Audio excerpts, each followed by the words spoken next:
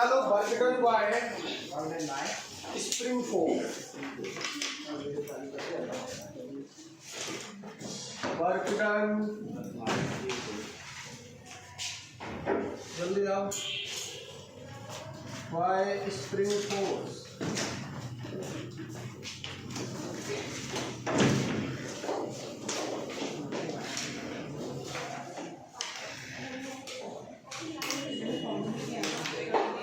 देखेगा work done by spring force.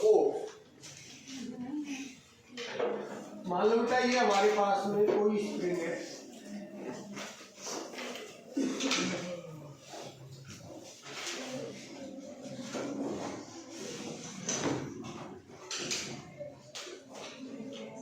और यहाँ कोई ब्लॉक है।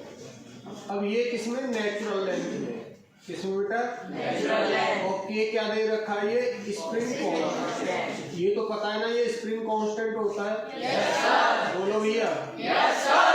ये के क्या होता है, स्प्रिंग कांस्टेंट। क्या होता है? ये देख रहा हूँ कि भाई कहीं परमानेंट तो नहीं है। नहीं है, ठीक है। के क्या होता है, स्प्रिंग कांस्टेंट। तो अब ये नेचुरल लेंथ में यहाँ पर है ये ब्लॉक। अब हमने क्या किया, कोई एक एक्सटर्नल फोर्स लगाया और एक्सटर्नल फोर्स लगाकर इसको यहां से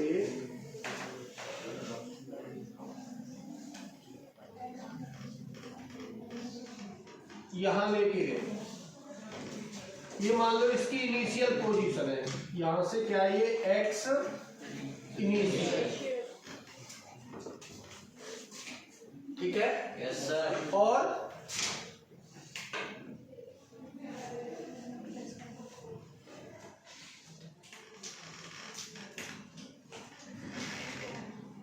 ये क्या है यहाँ पर, ये मान लो यहाँ से एक्स फाइनल।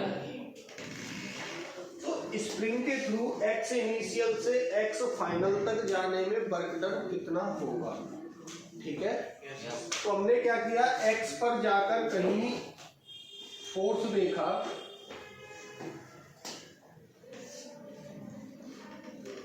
ये मान लो ये ब्लॉक यहाँ था, और एक्स पर जाकर क्या देखा, फोर्स देखा। तो इधर फोर्स कितना लग रहा होगा, स्प्रिंग पर किधर फोर्स लगा रही होगी, इधर कितना के, और dx थोड़ा सा डिस्प्लेसमेंट देख लिया, कितना dx थोड़ा सा डिस्प्लेसमेंट देख लिया। तो work done by spring force, work done by spring force क्या लिखोगे, work done equals to minus kx, ये तो फोर्स हो गया, और dx क्या है, ये डिस्प्लेसमेंट है, और ये मान लो dw, क्या ये dw हो गए। तो ये इस फोर्स ने, मान लो मुझे तो कहां से, इनिशियल से फाइनल तक वर्क डन देखना है ना, और यहाँ dx थोड़ा सा डिस्प्लेसमेंट हुआ है, तो इसके लिए work done w equals to क्या, इंटीग्रल माइनस kx dx। बोलो भैया। Yes sir. अब मुझे लिमिट लगानी है। इनिशियल लिमिट क्या है, x इनिशियल से x फाइनल। बोलो। Yes sir. kx क्या है, यहाँ पर स्प्रिंग फोर्स है, तो यहाँ से w इक्वल्स टू माइनस के वाले लोगे बेटा। Yes sir. और x का इंटीग्रेशन, x इनिशियल से अब x का इंटीग्रेशन करो, माइनस के, x का इंटीग्रेशन कितना हो जाएगा, 2, और लिमिट कहाँ से, x फाइनल। बताना क्या आ गया, w इक्वल्स टू माइनस के ब्रैकेट में x फाइनल का स्क्वायर माइनस x इनिशियल का स्क्वायर। ये बताओ बेटा, जो माइनस k/2 x फाइनल का स्क्वायर माइनस x इनिशियल का स्क्वायर है, ये है ना। Yes sir. अब जो x फाइनल और x इनिशियल हम कहाँ से मेजर कर रहे हैं, मेजर कहाँ से कर रहे हैं, ये देखो सब लोग, कहाँ से, जो नेचुरल लेंथ है उसको काउंट नहीं करेंगे एक्स इनिशियल एक्स फाइनल में। मान लो कि कोई स्प्रिंग है, स्प्रिंग की लेंथ 5 सेंटीमीटर है और इनिशियल पोजीशन 6 सेंटीमीटर है, तो एक्स इनिशियल कितना आ गया? 6 माइनस 5 इक्वल्स टू 1। बात क्लियर है ना बेटा? नेचुरल लेंथ से एक्स इनिशियल और एक्स फाइनल को हम यहाँ पर काउंट करेंगे। ये है work done by the spring force. बोलो यस सर। सब बोलो यस सर। इसको नोट करो, फिर कुछ नोट लिखेंगे।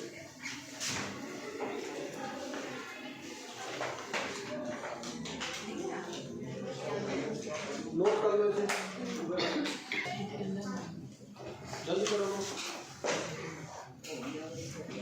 लिखें x initial and x final, x initial and x final are measured from natural length. X initial and X final are measured from natural length. Next line से लिखें total work done by spring, total work done by spring on both support is W equals to minus K/2 bracket में x final का square minus x initial का square. Next line से लिखें total work done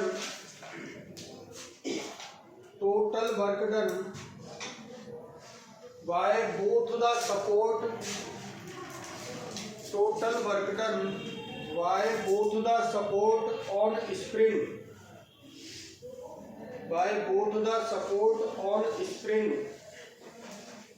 W equals to K/2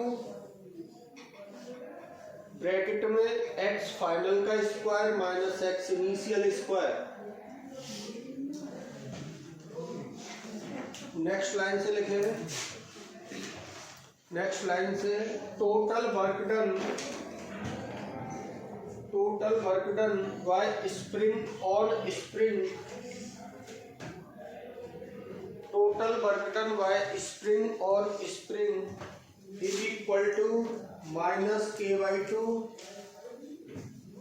x final का square minus x initial का square. हाँ, minus K/2 bracket में x final का स्क्वायर माइनस x इनिशियल का स्क्वायर। लिख लिया बेटा? Yes sir. अब बोलो यस सर। कोई परेशानी? No sir. तो वर्क डन बाय स्प्रिंग क्या आता है? माइनस K/2 x फाइनल का स्क्वायर माइनस x इनिशियल का स्क्वायर। x फाइनल और x इनिशियल हम कहाँ से मेजर करेंगे? न्यूमेरिकल लिखें force constant of spring is K, force constant of spring is K, comma natural length of spring is 4 meter, natural length of spring is 4 meter. Find the work done by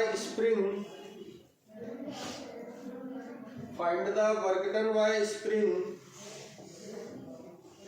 on both the support if length changes from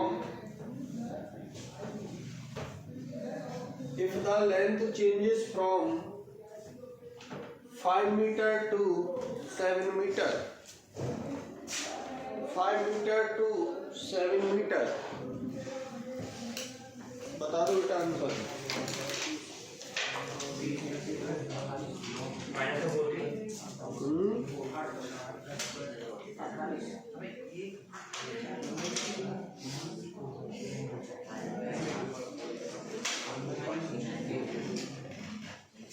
4K जा रहा है कितना आ रहा है? Minus के 4K सबका आ गया? Yes sir कैसे? सर वो ये माइनस से डिवाइड किया x इनिशियल कितना है यहाँ? 1 और x फाइनल?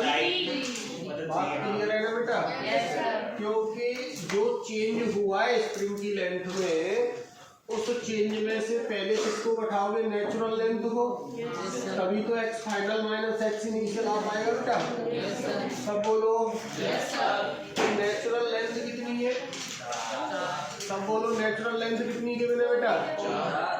4 मीटर। तो x इनिशियल कितना आ जाएगा? 5 माइनस 4 इक्वल्स टू 1 मीटर। और x फाइनल कितना आ जाएगा? 7 माइनस 4 इक्वल्स टू 3 मीटर। ये x इनिशियल और x फाइनल की वैल्यू आ गई। अब वर्क डन बाय स्प्रिंग का फॉर्मूला बोलो। W equals to minus x final का स्क्वायर माइनस x। इनिशियल का स्क्वायर बताओ बेटा आंसर कितना? Minus k upon 2 x final square minus 1 का स्क्वायर। तो आंसर कितना? माइनस k अपॉन 2 बेटा 9 minus 1 equals to minus 8k upon 2। तो answer minus 4k joule. Minus 4k joule. Note कर लो। हो गया? देखिए work done by pseudo force. Work done by pseudo force. Pseudo force क्या होता है बेटा? एक्सेलरेशन क्या होता है? पहले सूडो फोर्स बताओ क्या होता है? जिस फ्रेम एक्सेलरेटेड फ्रेम में जब भी हम बैठ के किसी दूसरी बॉडी को ऑब्जर्व करते हैं तो उस पर सूडो फोर्स लगता है। वो कितना होता है? एक्सेलरेटेड फ्रेम के अपोजिट एक्सेलरेशन लगेगा उस बॉडी पर और मास का मल्टीप्लाई होगा। यही बताया था ना सूडो फोर्स। तब बोलो यार। एक्सेलरेटेड फ्रेम में जब हम बैठे होंगे और किसी दूसरी बॉडी को ऑब्जर्व कर रहे होंगे तो उस पर सूडो लगेगा। नहीं यही बात समझ में? तो सूडो फोर्स का मैग्नीट्यूड कैसे लिखते हैं? मास of the body and opposite acceleration of the frame. यही लिखते हैं ना सूडो फोर्स को? कोई परेशानी? लिखे बेटा work done by pseudo force. Heading डालो work done by pseudo force. इसमें एक एग्जांपल लिखे। Find the work done by pseudo force and total work done on the block in the frame of observer capital A, in the frame of observer capital A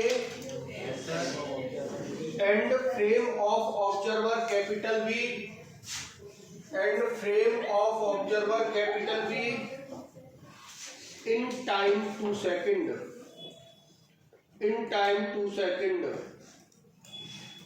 Initial velocity is 0. Initial velocity is 0। यहाँ पर ये particle है 1 kg का और इस पर कितना लग रहा है बेटा? 5 न्यूटन का फोर्स लग रहा है। जब हम इसको फ्रेम ए से देख रहे हैं, कहां से देख रहे हैं? फ्रेम ए। तो फ्रेम ए ये है बेटा,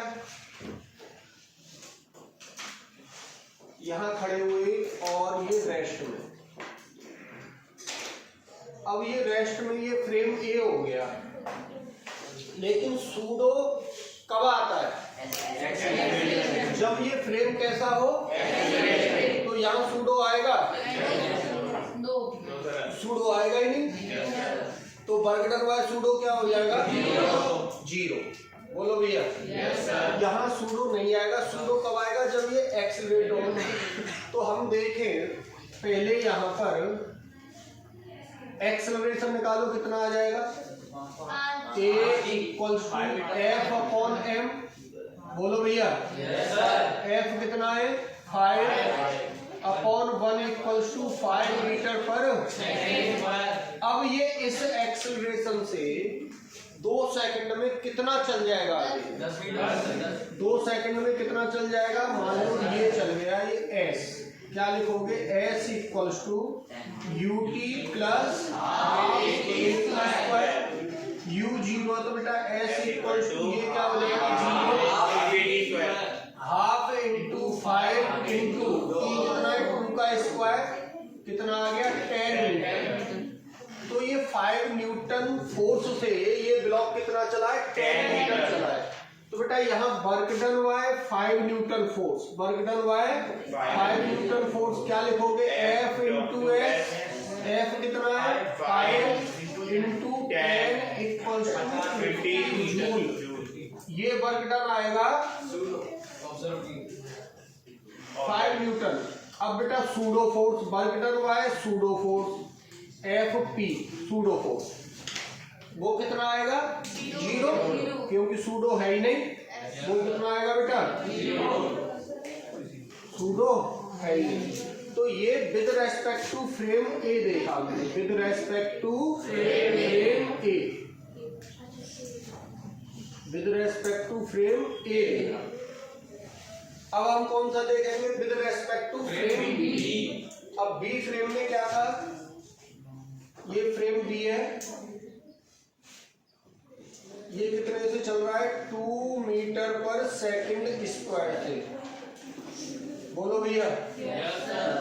अब ये फ्रेम बी है, मतलब कोई इंसान है, उसके रेस्पेक्ट में देख रहे हैं, तो with respect to frame B, with respect to frame B. अब बताओ यहाँ सूडो आएगा या नहीं आएगा? आएगा। सब बोलो। तो देखो सूडो कैसे आएगा? ये 1 kg का ब्लॉक है, इधर फोर्स कितना है? 5 न्यूटन का। अब इधर लग जाएगा सूडो। सर इधर क्यों लगेगा? एक्सेलरेटेड फ्रेम का जो एक्सेलरेशन है वो इधर है, तो इस ब्लॉक को ऑब्जर्व कर रहे हैं तो वो अपोजिट आएगा। कितना आ जाएगा बेटा? F pseudo. एफ सूडो का बताओ फॉर्मूला क्या होता है? Mass of the body into acceleration of the frame, 2 equals to 2 newton. सब बोलो यार। अब नेट फोर्स किधर? इधर आ गया। एफ नेट कितना आ गया बेटा? 3 एफ नेट कितना आ गया? 3 न्यूटन। ज्यादा में से कम को घटा दिया। अब ये इस फोर्स से आगे बढ़ रहा होगा। बोलो भैया। तो यहाँ एक्सेलरेशन निकालो। एक्सेलरेशन कितना आ जाएगा? F net upon M, F net upon F net कितना है? 3 अपॉन 1 इक्वल टू 3 मीटर पर सेकंड स्क्वायर। इस एक्सेलरेशन से ये डिस्टेंस ट्रेवल्ड या डिस्प्लेसमेंट कितना हो जाएगा बेटा? S equal to u t plus half a t square, तो ये तो 0 हो जाएगा। तो बेटा हाफ इंटू 3 इंटू 4, 6 मीटर चल लिया। कितना चल लिया? 6 मीटर। तो अब मुझे क्या लिखना है? पहले वर्क डन बाय 5 न्यूटन। कितना लिखोगे बेटा? एफ इंटू एस, कितना? 6 into 5 equals two plus 30 joule. क्योंकि ये 5 न्यूटन तो इसको इधर ही ले जा रहा है ना डिस्प्लेसमेंट की डायरेक्शन में, लेकिन सूडो फोर्स के थ्रू वर्क डन कितना आएगा? एफ सूडो कितना आएगा बेटा? अब सूडो फोर्स कितना है? 2 न्यूटन है। चल कितना रहा है? 6 माइनस का आएगा ना, क्योंकि डिस्प्लेसमेंट के अपोजिट फोर्स लग रहा है। बोलो भैया। Minus k 2 into 6 equal to 12 joule. ये work done by pseudo force आया है। ये work done by pseudo force. अब बेटा डब्ल्यू टोटल लिखना है, तो डब्ल्यू टोटल को क्या लिखोगे? हाँ 30 minus 12 equals two plus 18 joule. कर लोगे? सब बोलो यार। तो बेटा सूडो फोर्स के थ्रू वर्क डन हम कैसे लिखते हैं? बात समझ में आ गई? सूडो फोर्स तभी आएगा जब फ्रेम कैसा होगा? ऑब्जर्वर। नोट करो इसको।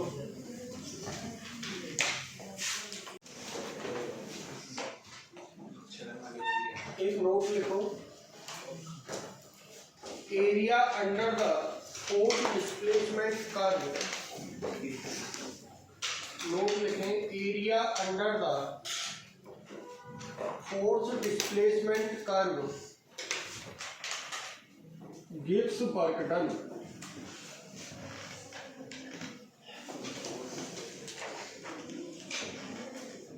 Area under the force displacement curve gives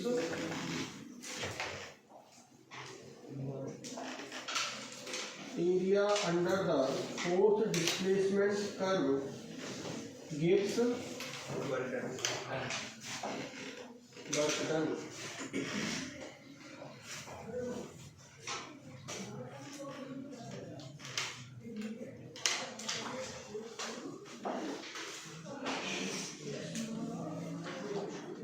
देखो बेटा, मतलब फोर्स और डिस्प्लेसमेंट कर्व है, ठीक है।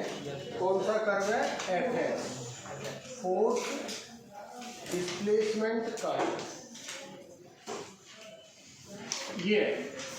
ये कहाँ फोर्स का होगा? वाई एक्सिस पर, बोलो।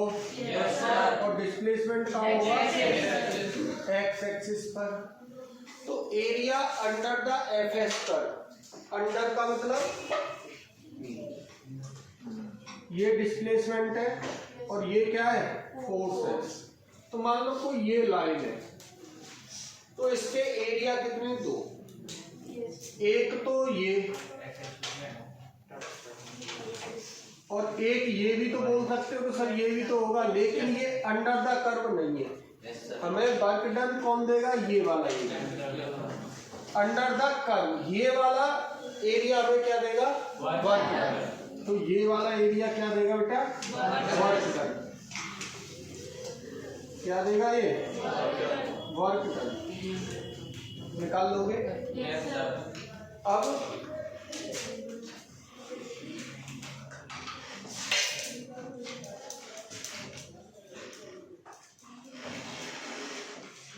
ये डिस्प्लेसमेंट है और ये फोर्स है।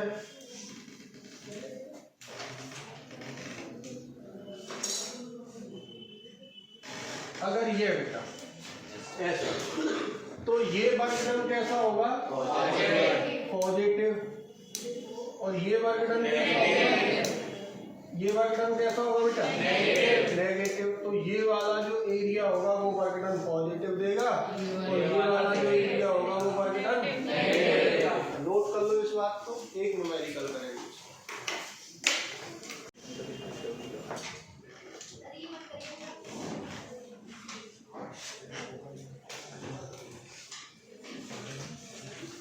Find work done.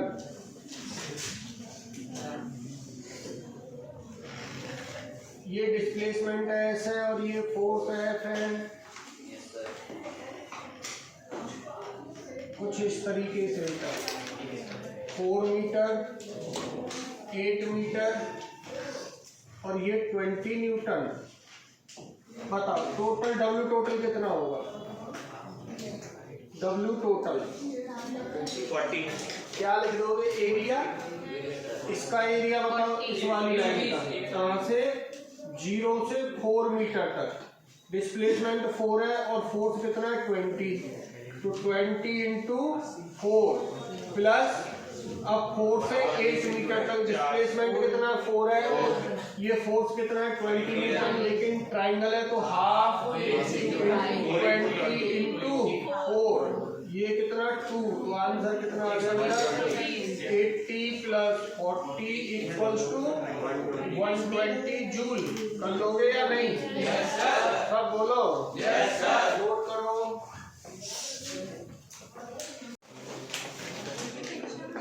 हेडिंग डाले kinetic energy.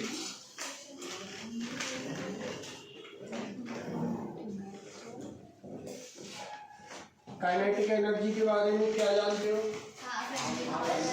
Half M V square. बच्चों वाली बातें तो जानते हो। काइनेटिक एनर्जी क्या होती है? Half M V square. एक बात बताओ सब लोग, kinetic energy half M V square है, यहाँ b क्या है? तो क्या मैं इसको ये लिख सकता हूँ, kinetic energy equals to half m b vector का स्क्वायर।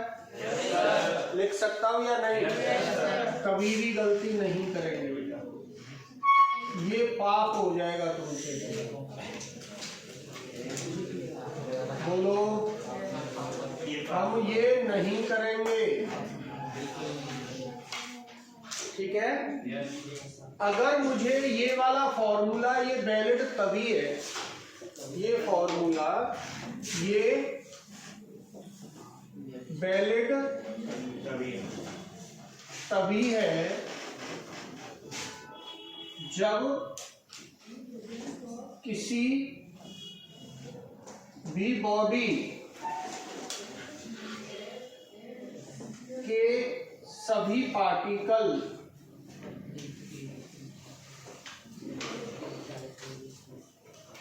सेम रफ्तार से दौड़ रहे होंगे। सभी पार्टिकल की रफ्तार क्या होगी बेटा? सेम रफ्तार होगी। बात क्लियर है ना? मैं ये फॉर्मूला तभी लगा सकता हूं जब मान लो ये कोई बॉडी है, अगर इस बॉडी की रफ्तार v है, बॉडी की रफ्तार क्या है? v है, तो इसके इस पार्टिकल की भी रफ्तार क्या होगी? v। इसकी भी रफ्तार क्या होगी? v। इसकी भी रफ्तार क्या होगी? v। इसकी भी रफ्तार क्या होगी? v। तब मैं यहाँ काइनेटिक एनर्जी क्या लिखूंगा? Half m v square. बोलो भाई। सर ये बेटा, ये जब पार्टिकल्स की जो भी बॉडी है उसके पार्टिकल्स की रफ्तार अलग अलग हो रही हो। क्या हो रही हो? अलग अलग। जैसे कोई रॉड है, उस रॉड को मैं ऐसे रोटेट करूं तो देखो यहाँ रफ्तार कुछ और होगी, जैसे जैसे दूरियां बढ़ेंगी वैसे वैसे पार्टिकल्स की रफ्तार भी ज्यादा होती चली जाएगी। बोलो भैया। उस केस में हम ये फॉर्मूला यूज नहीं करेंगे, उस केस में हम क्या लिखेंगे? हाफ m b com का स्क्वायर। क्या लिखेंगे बेटा? हाफ m b com का स्क्वायर। तो ये पूरा कंसेप्ट कहाँ से सीखेंगे हम? सेंटर ऑफ मास में। आगे जो चैप्टर स्टार्ट होगा COM सेंटर ऑफ मास, वहां करेंगे। अभी हमें क्या सीखना है? सिर्फ half m b square.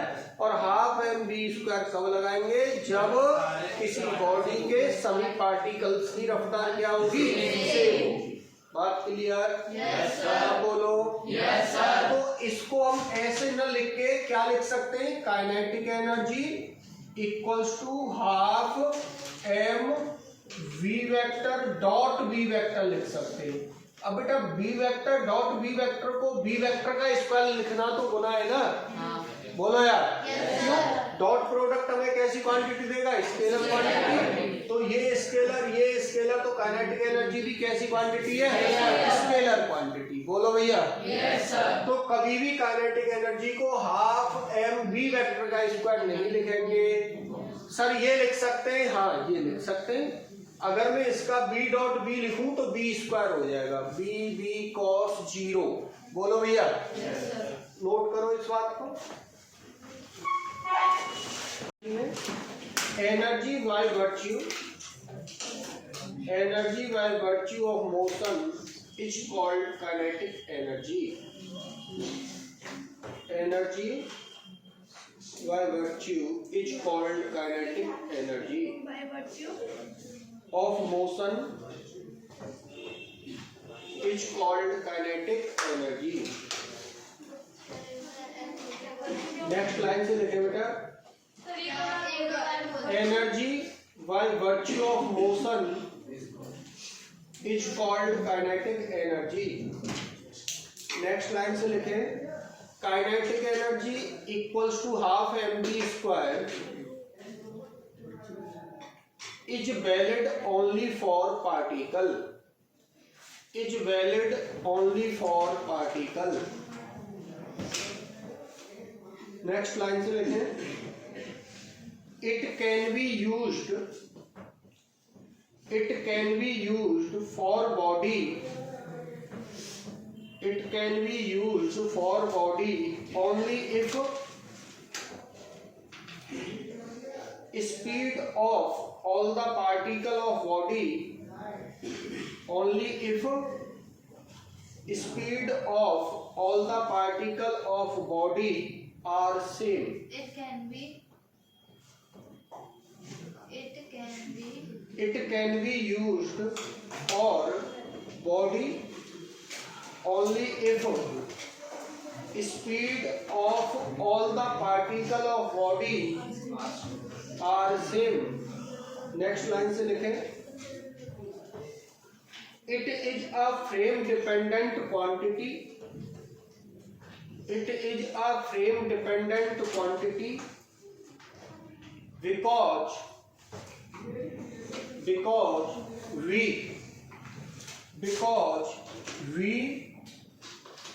is frame dependent. Because V is frame dependent. Next लिखिए बेटा, it can't be negative. It can't be negative. It is always positive. It is always positive. Next लिखें, it can be zero. It can be zero. Next line से लिखें, it is a scalar quantity. It is a scalar quantity. Next line से लिखें, its unit is joule. Its unit is joule. Next लिखें, dimension is ml2 t-2. Dimension लिखवानी है क्या? सब लोग बोले डायमेंशन पता है, जो वर्क डन की डायमेंशन होती है वही एनर्जी की भी डायमेंशन होगी। नोट कर लो। अब देखें बेटा, वर्क एनर्जी थ्योरम।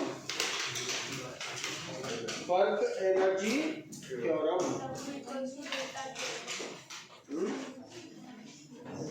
हेडिंग डालो, work energy theorem.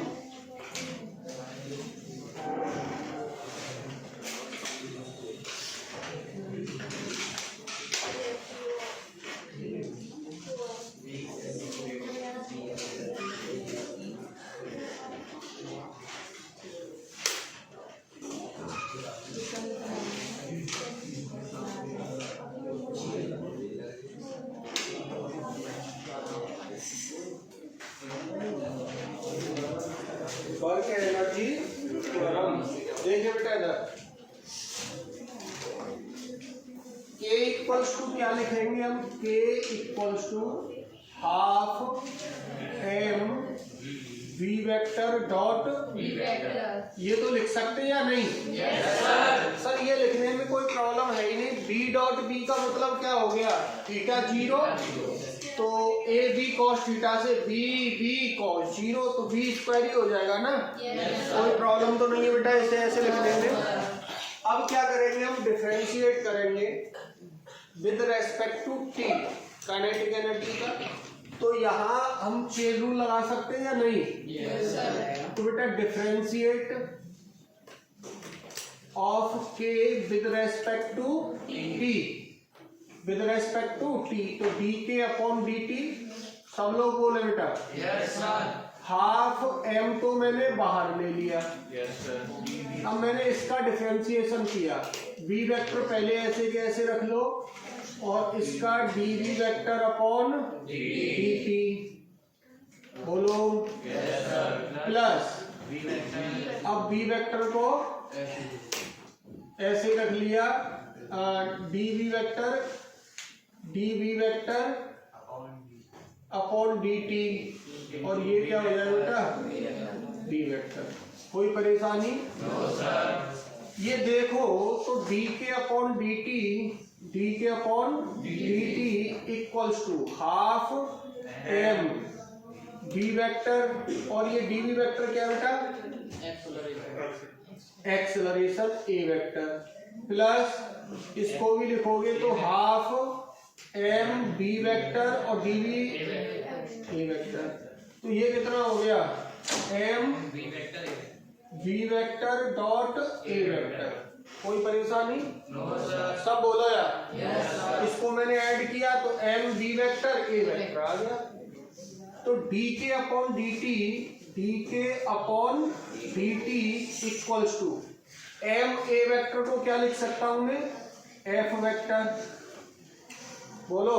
Yes sir. और बी वेक्टर को ये लिख दूं D S vector upon D T. Yes sir. सब बोलो यार। Yes sir. डी टी से dt। तो ये क्या है? वर्क डन है। ये क्या है? वर्क और डी के क्या है? के फाइनल माइनस के इनिशियल इक्वल्स टू, और ये क्या है? वर्क डन मतलब डब्ल्यू टोटल। तो वर्क एनर्जी थ्योरम क्या कहती है कि जो डब्ल्यू टोटल है वो किसके बराबर है? Change in kinetic energy. Change in kinetic energy. Sir W total ही बोलेंगे क्योंकि यहाँ पर हमें जो भी वर्क डन लिखना है, जितने भी वहां फोर्स अवेलेबल है, उन सभी फोर्स के कारण जो वर्क डन होगा वो चेंज इन काइनेटिक एनर्जी के बराबर होगा। बोलो भैया। लिखेंगे W total equals to change in kinetic energy. बात क्लियर है? Yes sir. ये हमारी वर्क एनर्जी थ्योरम। इस पे न्यूमेरिकल कल करेंगे, आगे की कहानी भी कल होगी। नोट कर लो इसको।